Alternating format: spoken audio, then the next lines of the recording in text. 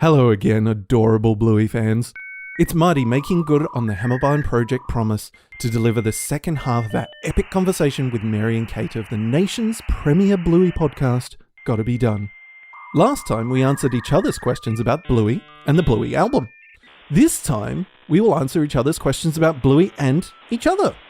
Both chapters of this historic crossover will also appear in their feed, so get on over there and subscribe to Gotta Be Done on your favourite podcast app, because more Bluey is good Bluey.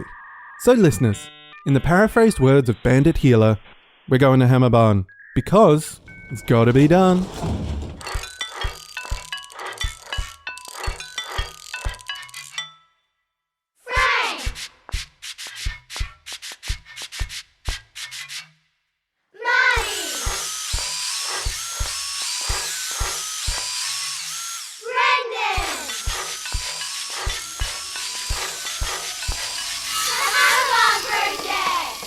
Oh, I think we covered the album now. Yes, agreed. Unless anyone had any final thoughts, who's not Brendan? Yeah. Let me just get my guitar. I was loving that. Well, if I may, You you ladies were kind enough to ask about our Bluey origin stories. yes. Now, I was saying to Frank earlier, we're all invested in this relationship between Chili and Bandit. Like, we know we're finding out more about the origin story of their love, but what about the love between Mary Bolling and Kate McMahon? Like, I've managed to glean that that you guys you met in uni when you were wee babs. Yeah. But what transpired between you to become such friends? And before Bluey, what was the thing that you bonded like this over? If there was a thing, I'm keen to know. Yeah. Probably alcohol. There it is. Yeah. Sleeping on couches was a big one. Yeah, and excellent. Yeah, excellent. that was popular. Travel. Yeah. Yeah. I don't did we watch anything together, Kate? I know there were lots of sleepovers at my house where anyone who crashed on the couch was forced to watch Empire Records, and most of them fell asleep within 5 minutes in. Perfect. But it's Rex Manning Day. It was always Rex Manning Day. It's always Rex Manning Remember Day. the glory days. That was more cruel and unusual punishment than bonding. I think a lot of Eurovision. We had because one of our best friends, her birthday falls usually every year on Eurovision. So I have lots of Oh wow! every year we would get together and usually dress in theme to watch Eurovision together. Yeah. And even now we usually get a trash talk text or something happening around Eurovision time. We didn't do that this year, actually. I feel let down. We should have been saying inappropriate things about those morph suit men. That's something that we've started doing at my place. That's so much fun. Yeah. I'm still coming down from the year that was Viking pirates, but I think in our uni days we were nostalgic before our years. I can remember a lot of kind of late night conversations that just kind of bounced around our crew going, oh, do you remember this from, that we used to watch on TV when we were little? And it was very ABC centric, who remembered Teabag and who remembered I just put some Teabag on earlier this month. It's all on YouTube. What? Oh, it's still there. Oh man, how is I think it might be awesome. I don't think I'm biased. I think it might be really good. so odd. Monkey Magic. Monkey and, Magic. Monkey Magic. Astro Boy. Yeah, I'm probably Peter Coombe was on the list actually. I think. Yeah. But anyway, we finally unstuck ourselves from the couch and both went on to be grown-up journalists, I guess. And Kate took off to the UK with her beau, and I was not that far behind to crash on the couch. Yes. Yeah, that was probably a real highlight for me, actually, having one of my close friends from home on the other side of the world with me. And we went to Edinburgh together as well. Wow. And it was pretty special. So lots of late nights in London pubs. Yeah. There's nothing more reinforcing of a friendship or family than, because I've been at family weddings overseas, and just being on an adventure in a new place in this world, but with a piece of home in your friend. it's like, I think that there's few things more special than that. That's awesome. Yeah. And it's good to see that the couch motif continued. Internationally. It's trans-Pacific, transatlantic. Yeah, and then so important to a parent as well, as Bandit regularly demonstrates. Yeah. Just need 30 minutes on the couch. Like, if I can get sentimental for a second, I think Mary, that when I met her as an 18-year-old, was probably the coolest person I had ever met in my life at that point. That's impossible. And that has been a continuing theme throughout our life and friendship. So nice, I'll believe it. I just love her. Right, until the ultimate cool proposal, let's do a Bluey podcast together. Because by that stage, Kate had, well, Liv would have been 7, I guess. Yeah. And maybe a 2-year-old. I Yeah, had a 2-year-old Will and would a have been- 4-month-old. Yeah. Yes. Wow. So I guess that means we had experience of parenting pre-Bluey, whereas maybe for you guys, Frank and Marty, do you feel like you can't remember a time when there were children without Bluey? Yep. Yeah. Okay. Right. Yeah. So there was a time, because when did you sort of start watching, and how old was your little girl then, Marty? Well, I actually, I'm finally getting over my, what do you call it? Imposter syndrome about being on a Bluey podcast. But I watch the show and I really enjoy it. I think it's a good show, but I haven't been one of those parents who has to sit through the episodes in a continuous stream, because that's what the kid wants to watch, because she's been a little bit too young for that. Now I am turning into that parent, because every time it's every day it's like, Bluey, the new episodes, because we got into the idea of watching the new episodes. I'm like, okay, let's see if I can find an episode you haven't seen. That's such a Naomi thing to say. It's kind of just happening now for me as a thing. Probably similar to Brendan. It's like we had the toys and stuff. Like, Naomi's had the toys for a while, and Bluey and Bingo are part of, her group of stuffed animal friends. And so they're sort of there, and we've got other merch. So it's kind of been there before the show, really. I don't know how you feel, Frank. Look, I do remember a time pre-Bluey, and Jack was very young, and that was more at that stage of, oh my God, this kid's waking up every 2 hours. We just need to put something on that is, PC appropriate type thing. And that was what we called the Wiggle stage. That was in the very, very early days. And I think part of how we found Bluey in this house was my wife's desperation, just going, there's got to be something other than these coloured skivvies and their songs that just get stuck in your brain. She goes, and we love the Wiggles still. We've taken Jack to a couple of the concerts and stuff, and he gets into it. And she went hunting on the ABC and found Bluey. So I have to credit my wife to introducing it. As far as where we're at now, Jack really doesn't watch it. He loves the music, as I sort of said, the jumping around. And if we do put an episode on, that intro music comes on, he stops dead, stops whatever he's doing, watches the TV for the 35 seconds or however long it goes, and then goes back to what he's doing. We're just like, well, that's more Bluey for us then. His taste can only improve. I mean, whatever he wants to do. That's right. we constantly joke in our house. We're like, do you know what's going to happen 20 odd years from now? Someone's going to do a dance remix of the Bluey theme song, and he's going to be out hitting the town in the clubs, and he's going to go, why do I love this song so much? And then he's going to start doing his research. It's going to be amazing. I want to be there for that. Yeah. And then he'll start a podcast. Very good. He's too cool for that.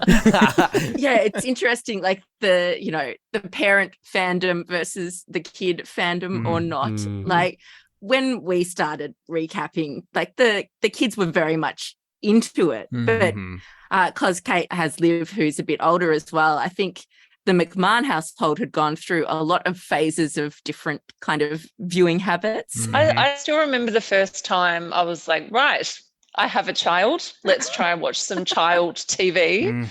And I remember after watching, I think, about half an hour of ABC, I was just like, I had a headache, because it was like, I think I'd seen Williams Wish Wellingtons and Yo Gabba Gabba. and some other stuff. And I was just like, this is that's all brutal. very painful. And no wonder they're worried about teenagers with drug problems. Like, it's very sensory.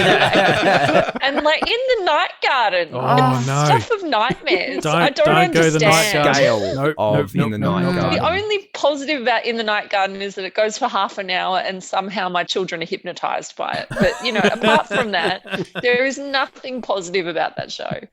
So yes, like you, we were Wiggles, and then Peppa Pig and Ben and Holly got their era. But yeah, I was so relieved when Bluey came on the scene. I was like, finally, I don't have to just, you know, like stay for the one parent-focused gag and Peppa Pig in an episode. It's actually something that I really enjoy watching as well. Yeah.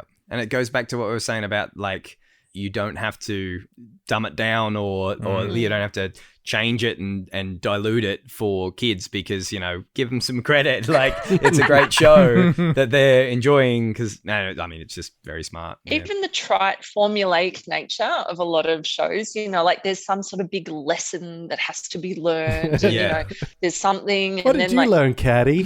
Oh my God, yes. So good. So, and that very moralistic sort of thing. I loved that Bluey was just about games and play. Because I also think for our era, you know, the parenting expectations have changed a lot. So to have a role model in Bandit and Chili sort of showing how to play with your kids is, you know, maybe, I don't know, my mum was pretty involved, but my husband was definitely the end of the era where the kids were basically told there's a tap outside and shut the door. You know, come back at dinner time, for better or worse. So did they live in that place? What was it called? Yades? It was a wild time. Oh yeah, they were deep in the Yades.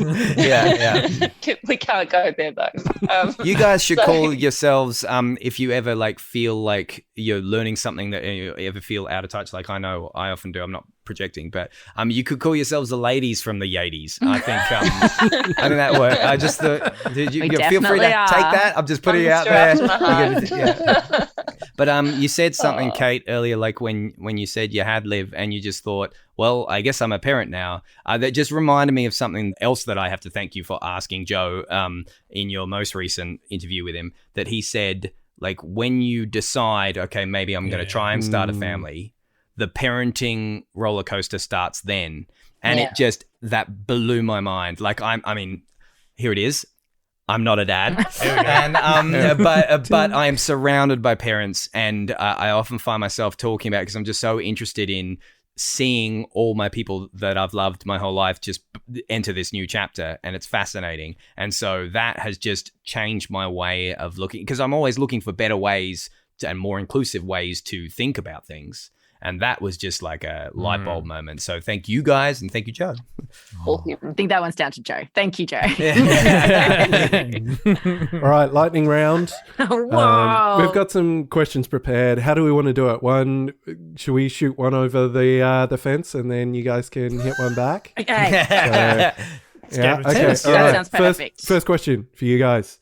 Most used line from Bluey as part of everyday life, obviously after Gotta Be Done. Damn. What would it be? Yeah, that was your easy answer. I took that away He from you. specified that in the Yeah, it's in the document. Have a softball. A bit of a serious one for me, because I use it all the time, from Fruit Bat, is just like a pat on the head and good knowledge, kid. So helpful. Kid. Like Great when one. you kind of, your kid's starting to say something interesting, but you don't want to hear that much, just like good knowledge, kid. Like, and the conversation. Nice. For me, it's probably $1. I think that's just entered my lexicon. Like, it's $20. You know. Yeah. Awesome. What else is there? One that might take it back a bit for you guys. So we've been talking about going overseas. Like before Bluey solved this problem, like was there one Australian TV show or film that you would tell international types to watch and, you know, get across Australia? And obviously now it's Bluey, right? Oh, yeah, obviously. True. No, 100%. I mean, but we don't have to tell them. They know. They know about that. Look, I know that Round the Twist gets a deserved shout out on Got to Be Done from time to time, so that's good. But if we can say movies, then everyone's got to see The Castle. You just have to see it. Yes. Yeah. Vibe. Yeah. I'd agree. And any of the working dogs sort of like degeneration stuff. The like Dish is a masterpiece. Yeah. If you're, what did you say? Castle? Yeah. I'm going to take The Dish then because I love that movie. Man, what a movie. It makes me cry in places it shouldn't. Using it doesn't mean anything. Marty, did you have one? No, I don't. I think you've taken them. I think that's We've it. taken the two best options. And also it's Bluey. Yeah, of course. And Blue, yeah. And just giving people Vegemite and saying this is what it's like. Yes. And not telling them how much they're supposed to use. When we went overseas, we took a tube of Vegemite with us, like one of those squeezy tubes, and we're like, have you tried this? Yeah. Do you say put it in the fridge or don't put it in the fridge? Controversy. And we didn't fill the spoon with it. We were actually kind to the international people. Oh, good work. But yeah, we took that around. The Vegemite song brings me to tears. I get unreasonably patriotic when I think about how much of a happy little Vegemite I am. Just the marching. Remember the old black and white one? Yeah. And they just love their Vegemite. Cheeks. They all adore their Vegemite. Okay. We've got one for you. Is that it our turn? Yeah. Okay, guys. The track from the album or from anything that got stuck in your head the longest. Ooh. I reckon that's a Kate one first. Probably The Claw. The strain on that answer. He did I love it. I don't like it. Yeah, I think it has to be The Claw. Yeah. And I mean, regular listeners to our podcast will understand my depth of hatred for Pachelbel's Canon. Mainly just because you hear it all the time, and like I studied music in it sort of for a few years, and I don't know, it's just really boring after a while. But I appreciate the glow up that Joff has given it, and then I will admit it's a banger, but it's still annoying. Listeners should also note that the time between when you could see it in Kate's face what the answer was and when she could bring herself to say it was a sight to behold. It's an effort. I will say, I'll make an admission first as well. Before Sleepy Time, I had never heard of this Holst guy. I assume it's a guy. But this is the key difference between me and Kate. But yeah, I think the Sleepy Time music plays in my head on the regular, and I'm so happy it's in there. Beautiful. Yeah. All right, hit us. What do you got? What you got? So your podcast name is The Hammer Barn Project. Indeed. Were there other contenders for the name, and what were they? Yeah, There were. We wanted to really go with the male angle, I guess. We're so tough. And we're tough guys. Traditional males. men. You should see the wiggling in their seats right now. It's funny. I'm just sweating. See the word male, and it was almost like, let's adjust ourselves and check. Just going to take our vocal tracks and pitch them down by a semitone. Yeah, just spread, guys. I think we started going with the biscuits angle. We wanted to call it biscuits. But then I think looking into some of the social handles available, like we didn't want to be confused with Arnott's Biscuits, something like that. So we sort of pivoted. Bandit's Biscuits, one of it. I think the thing that sold it was one time we did a couple of muck around episodes just to see what it would feel like. And Brendan got to the end and he did the sign off. I think I remember Frank just going, like, you just ran through those lines and Frank was just like, that's it. That's nailed it. That's done it. So yeah, I think we were just kind of playing with it at that stage, and then that kind of put the nail in the coffin. And I mean, Bunnings as Hammer Barn is now a national institution, and so it just kind of felt pretty funny. And how did Joe describe how they came up with the name? He said, "Well, it was going to be Mega Barn for a while, but then I just drove past it one day and it looks like a massive barn and it's got a hammer on it." And that was that. It could be more simple. Love it. While we were talking, I've actually just found the original ideas document that we had when I was going through them. And in the notes I've got, I figure it should have Bluey in the name of it somewhere. We can ignore that. Whoops. We had Biscuits, a Blokes Bluey podcast, the True Bluey podcast, Blokes and Bluey, Wackadoo, the Bluey Show. We were going to go with Wackadoo at some point. Wackadoo, yeah. That's a good line. That's good. That's good. Yeah, those were the top ones. That's a really good question. I hadn't thought about some of those in a long time. Stumpfest didn't get a look in. I'm surprised. Yeah. Oh, Stumpfest. Yeah. Yeah. Spin-off. There's too many lines. Yeah. Yeah. That's giving me an idea. All right. Favorite bit of Bluey merch that you have Yeah. at home? For me, it's the album. Oh, nice. Yeah. You got the vinyl. We got one of the limited edition ones. Oh, excellent. Nice. Oh, Yeah. how good. It was such a generous gift. I wasn't quick enough. I've got the Oh. blue one. The actual the re-release is the vinyl itself is blue, which is pretty cool, but it's no look, fruit rug. I actually busted mine out of the plastic today to talk about it because I don't have a record player, so I hadn't had to this point. It's going to happen. But realized there's no liner notes in there. So that was disappointing. I've still got mine wrapped. I'm just keeping it pristine. Well, yeah, don't open it for the liner notes. But it's what's on the album that counts. So yeah. Oh man, garage sales, by the way, Mary. Garage sales for a record player, because I mean they're pretty good these days, but I wouldn't get a new one because they've kind of like Terrible. cheaped out on quality these days. But if you can get an old Hitachi or an old His Master's Voice or an old Sony or General Electric one, where the amp is built in, they're I like those ones, but yeah, the older the better. Taking this straight to the bank. Thank you, Brendan. And I've got my favorite piece of merch right here. There it is. Cat Squad bike. Here Cat for Squad your bike. Muffin on a Cat protection. Squad bike. Yes. And I don't yeah. know, actually, I just grabbed it out of our big pile. She's holding the marshmallow on a stick from the camping set as well. So, Nice. Amazing. so I'm looking at this and I'm looking at the whole wall behind you. Where's your Cat Squad bike, and Frank? wondering, like, what would you swap? Like, Ah. what's this worth?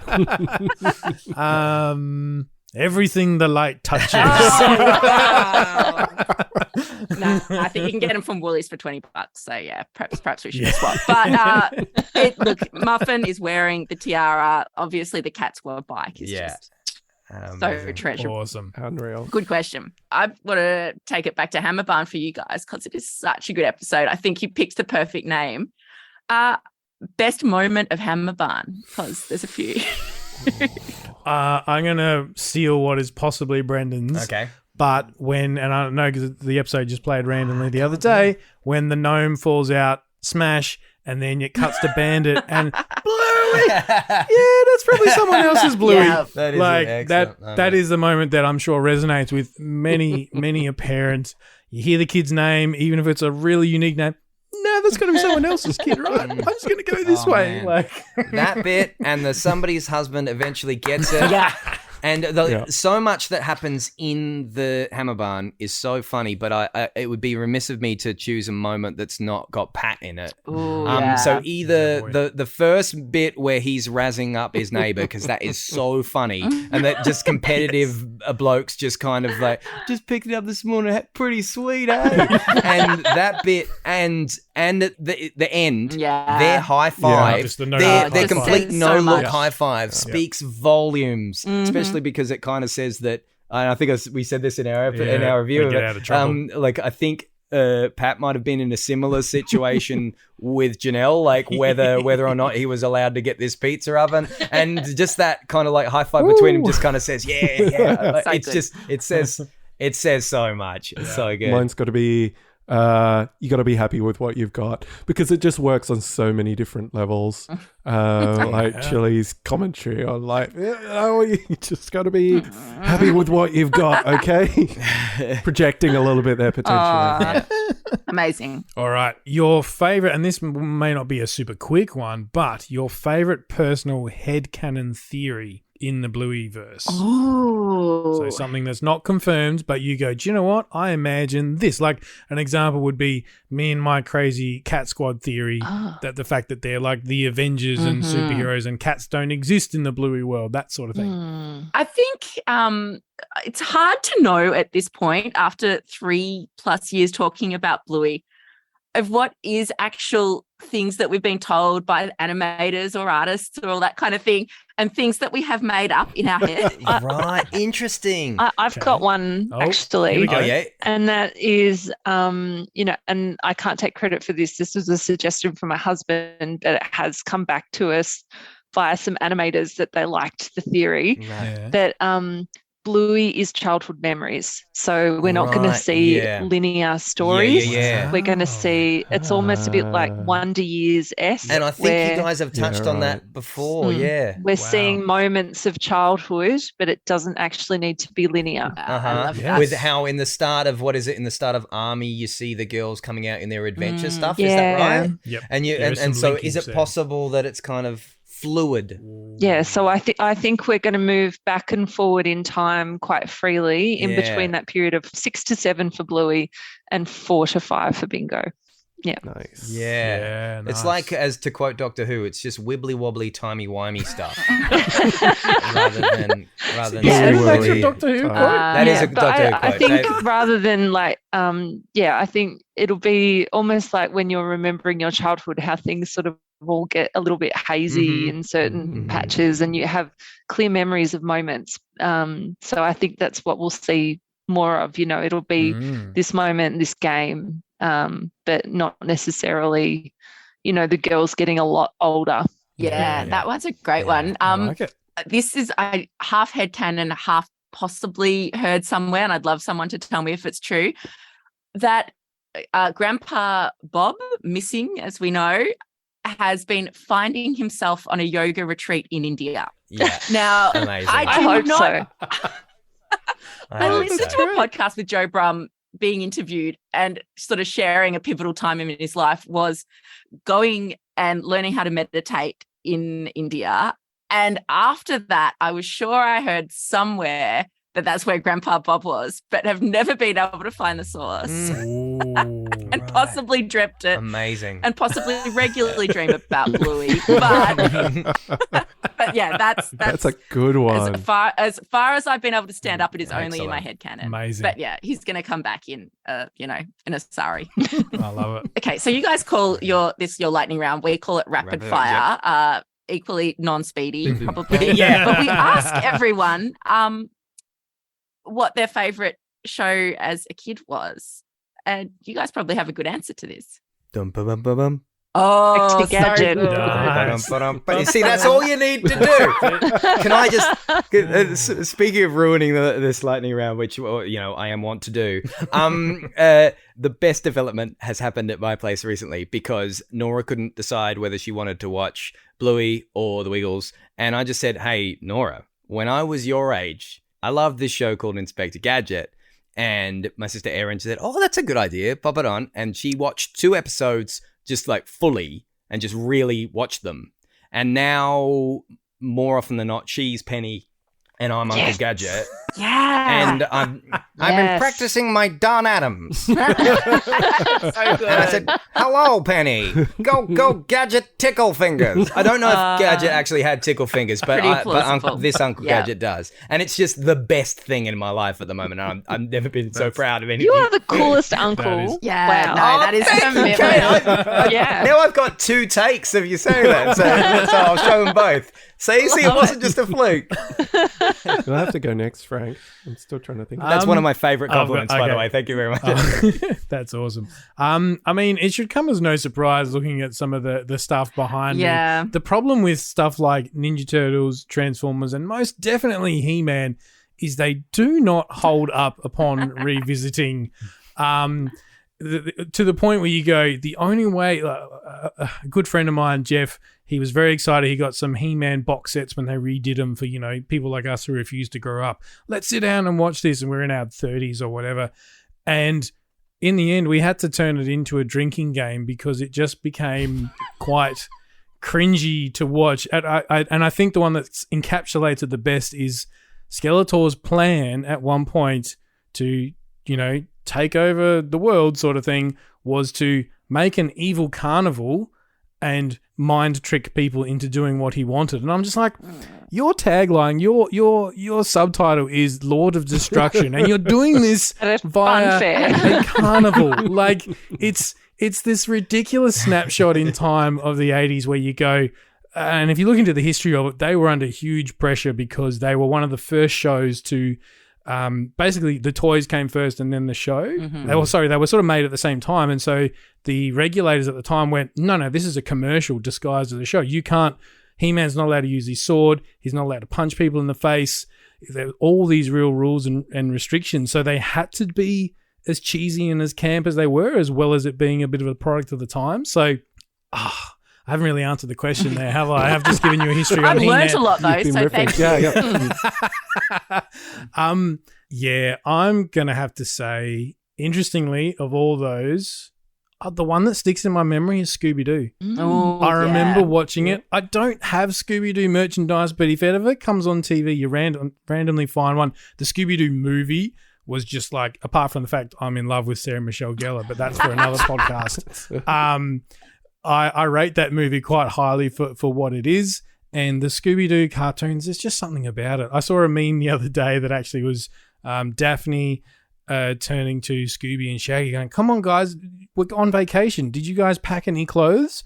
And Shaggy turns around and goes, you can't be serious. We literally wear the same thing every day. Like, classic. yeah, I think, well, thank you for giving me enough time to think about it. Yeah, proud. Mission That was accomplished. Shrek. Oh, man. But Lightning round. I think I'm a Star Wars kid. So always watching the Star Wars movies and stuff like that. But I think in terms of what was filling in the space of like the Bluey for me would probably be things like Thomas the Tank Engine, Fat Tulip's Garden. Oh, yeah. That one? Yeah, okay. Tony What was Robbins. the other one you mentioned? Like Raggy idea. Dolls, Super Ted. It was Yeah. that sort of Super stuff. Ted. I was of that generation. I only recently found out he's Welsh, and it just changed really? everything for me. Wow. I know. Changes everything. I know. Were the so I baddies think- Welsh as well? Sam. Because they were terrible Yeah.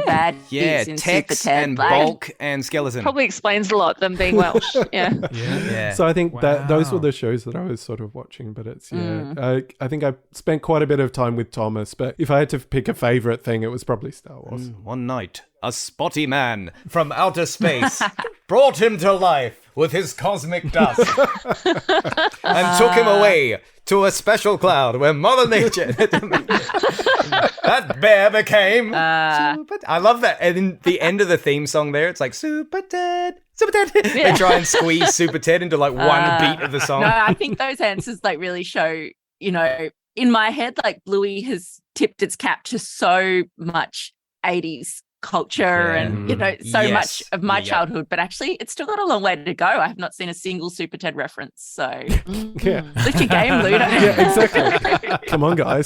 Favorite character? Oh, Can't do it. Won't do it. Marty looks like he knows. go Marty. After Space, I'm going to go with Mackenzie. There you He's a good go. boy. Oh, Pretty man. good. He's the I goodest just, boy. don't have any more words for that one, but I'm going to go with but Jack's pretty good, but I know Brendan's going to say Jack. Or I'll say Jack for Brendan because he can't think of something. I know who Brandy's going to say. I don't know who I'm going to Okay, say. it's Jack, Brendan. Yeah, right. He's a very good boy. Starts with an R. It could be Rusty. It could be Okay. It could be Pat. It could be. Oh, Pat. Jeez. It could be Fido. Yeah, like I just find that by this stage of the game, you need to specify for a particular situation. For- your yeah, favorite. yeah. So, favorite Exactly, character 100%. to teach Polly how to build a fence. Obviously, Yeah. Rusty, Yes. right? Yeah, I mean, I'm not having anyone else teach Polly how to build a fence.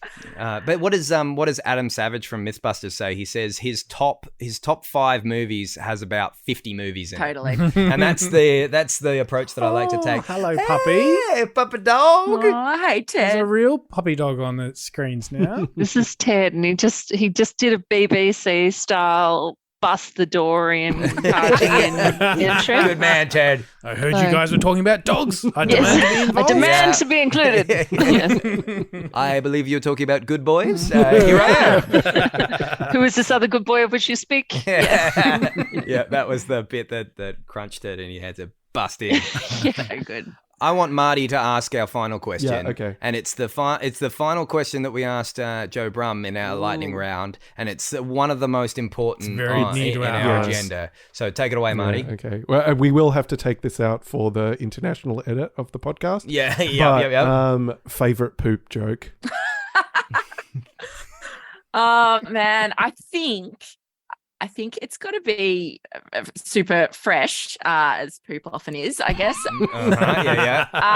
The In best kind. stories that Winton just casually gets a horse to just dump a load in there. To me, like after everything that's happened, after the good Americans in our lives have and the horse is an American as well. Yeah, totally. Well, can you imagine if they'd gotten Major Tom to just like unload and just like no one in America would ever see it. But no, Kate, favorite poop joke for you? It's Indian markets, I reckon. Just that, the whole buttermilk. Yeah. Terrifying. Yeah. I think there was some moment I was like, this is not a normal kid's show. Because that was one of the first episodes I'd seen as well. And I was just like, they went there. Oh, great. So, like I know our beloved fans in the States miss out on all those humor. And then but when they released the toy with like the plastic poo as well, it was just like, they doubled down. So, I love that we're bringing a little bit of Australian appreciation. Humor? Is that? Yes. It's not even humor though. It's just it's factual. Horses poo. I don't see what the big deal is. Everybody does it. Yeah, that's true. That's Everybody such a does great line to say that was the moment that was your this is not a normal kids show moment. I think I've got one of those, and it's in the second episode I ever saw, which was Pool, where Uncle Stripe's letting us use his pool while he's in Bali. Yeah.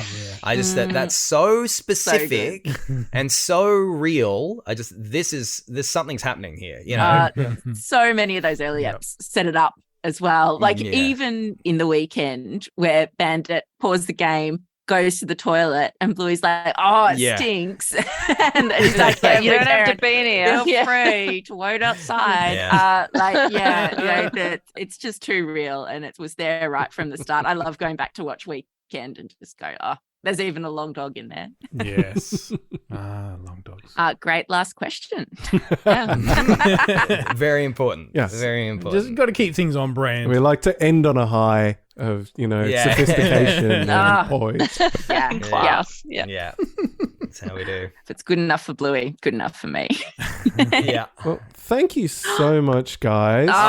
It's been so much fun. So cool. It was brilliant fun. I can't believe I'm talking to Mary Bolling and Kate McMahon. That's so sweet. Hey guys, where can our listeners find you on the socials?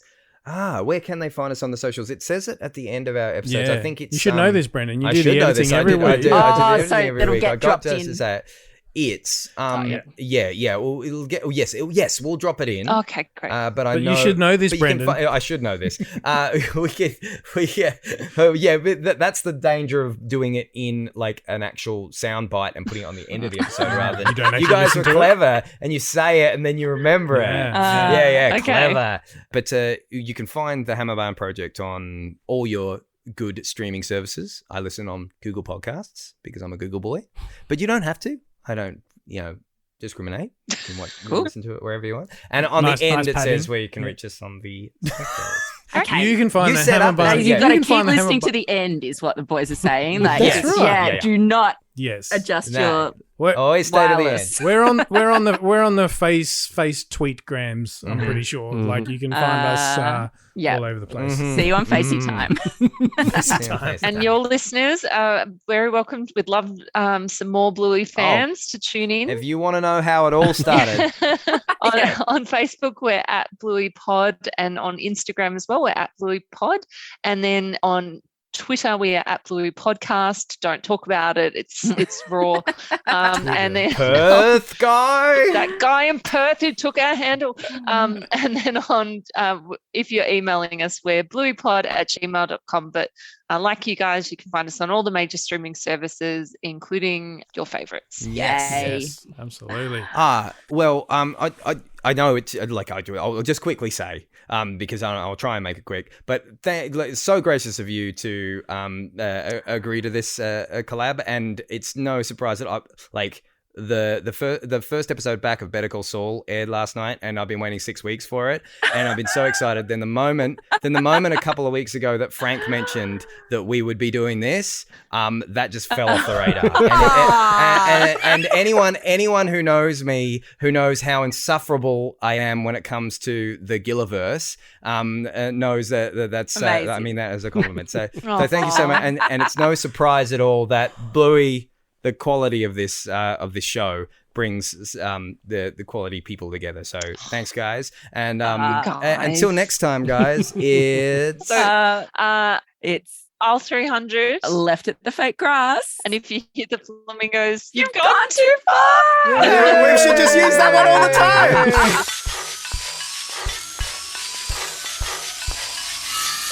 Created and produced by Frank, Brendan and Marty. You can follow the Hammerbarn Project on facebook.com/HammerbarnProj, at HammerbarnProj on Twitter, or Hammerbarn_project on Instagram. Theme featuring Nibblings, Kaylee, Jade, Ashley and Reese, and PA announcements by brother-in-law, me, Josh. Thanks for listening, and remember to get down to Hammerbarn for cheap shovels.